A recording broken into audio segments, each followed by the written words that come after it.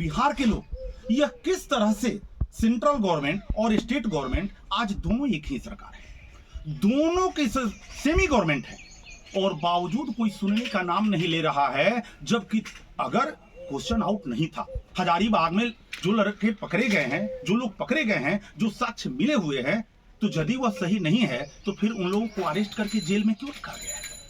उन लोगों की अरेस्टिंग क्यों हुई है? उन लोगों को छोड़ देना चाहिए था। इतने सारे वो जो आर्थिक अपराध इकाई है, ये सारे साक्ष्य उपलब्ध करा दिया है, फिर भी सरकार बदनाम न हो। वोटिंग है, इलेक्शन है, लोकसभा का चुनाव है, अगले साल विधानसभा का चुनाव है और आज यह परिस्थिति बन गई है कि सरकार न गिरना चाहिए। भले बिहार के युवा बर्बाद हो जाएं, बिहार के लड़के बेरोजगार हो जाएं, वो रात दिन पढ़ करके कुछ ना करें, लेकिन सरकार पर कलंक नहीं लगना चाहिए क्वेश्चन आउट होने का।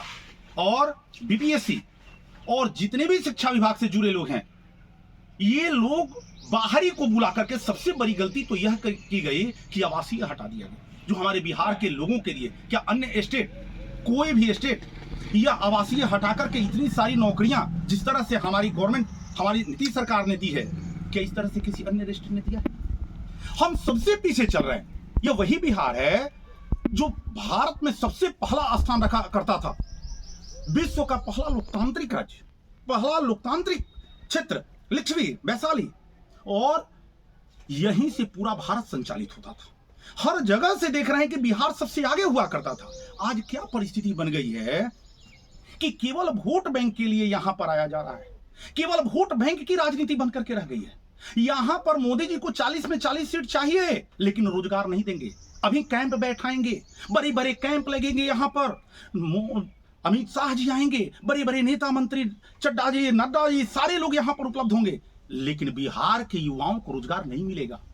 बिहार के लड़कों के लिए जो रात दिन लग करके, जिनके पास इकोनॉमिकल स्थिति इतनी कमजोर है, रात दिन लग करके जो इतनी तैयारियां करते हैं, सरकार को कलंक न लगे इसलिए क्वेश्चन आउट होने के बावजूद भी एग्जाम कैंसिल नहीं किया जाएगा। वोट बैंकिंग है, वोट बैंक की राजनीति है। बिहार बर्बाद हो जाए, सरकार नहीं जानी चाहिए, कुर्सी नहीं जानी चाहिए। जब भी यहां पर होगा, जब भी यहां पर इलेक्शन होंगे, जब भी यहां पर चुनाव होंगे, पूरे केंद्र के मंत्री उठ करके आ जाते हैं। कभी इलेक्शन के बाद आकर के यहां पर पूछते युवाओं से कि इतने युवा जो बेरोजगार भरे पड़े हैं, यहां के युवा क्यों नहीं इसके लिए आंदोलन करें, क्यों नहीं यहां के युवा अपने सरकार के खिलाफ आंदोलन करें? यह हमारे मौलिक अधिकार होता है।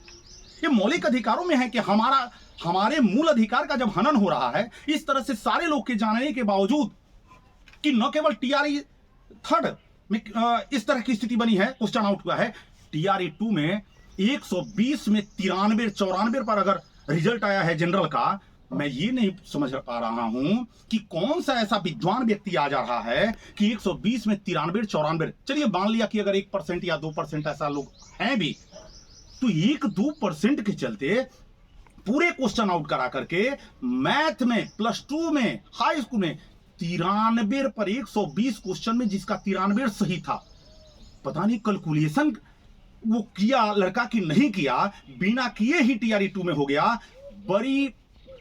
बहुत बड़े मामले पर, बहुत लार्ज स्केल पर यह जो टीआरई 2 का घोटाला और टीआरई 3 का जो घोटाला है, अब भगवान जाने कि किस तरह से सरकार अपना कलंक मिटाने के लिए बेरोजगार युवाओं पर, जो लगातार दिन रात लग करके, जिनके पास मेडिकल के लिए, डिप्लोमा के लिए, इंजीनियरिंग के लिए पैसे नहीं है, वो रात दिन कंपटीशन की तैयारी करते हैं और जिस दिन एग्जाम होता है, शाम को यह पता लगता है कि क्वेश्चन तो पहले ही आउट हो चुका था। हाय रे सरकार, ये 2000 कम से कम 2014 से लेकर के 2024 10 साल की सरकार में अगर बता दे कोई कि बिहार में कौन कौन से फैक्ट्री, इंडस्ट्री, कल कारखाने लगे हैं। छपरा से होने के चलते मैं तो ये देख रहा हूं कि इतनी सारे होने के बावजूद मॉर्टेन फैक्ट्री, शुगर फैक्ट्री और कई कल कारखाने बंद पड़े हैं, आज तक उसकी कोई नामो निशान नहीं। केवल 40 में 40 सीट चाहिए। बिहार को केवल वोट बैंक बना करके रखा गया। बिहारी केवल वोट देने के लिए ही जन्मे हुए हैं और लेबर स्टेट के रूप में बन करके, लेबर बन करके 28-27 स्टेट में जाकर के रोज